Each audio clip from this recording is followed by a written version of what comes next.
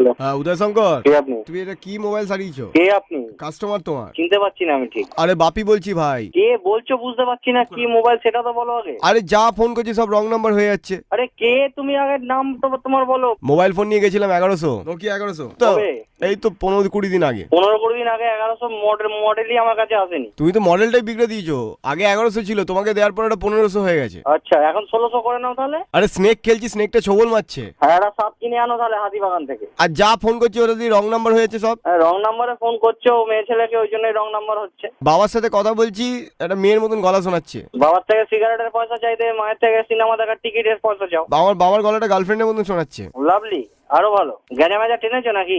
SMS করছি সব বানান ভুল হচ্ছে। এটা কি মোবাইল ছাড়িয়েছো? ফেলে দাও, গঙ্গার জলে ফেলে দাও। হ্যাঁ, আমার বোনের ছবি তুলেছি, একটা ছাগলের ছবি উঠেছে। ভালো তো, তোমার বোন ছাগলে পরিণত হয়েছে। এই বাজে কথা বলবে না আমার বোনকে নিয়ে। আচ্ছা আচ্ছা। মা বোন তুলে গালাগাল করছো। তুই শ্রীরামপুর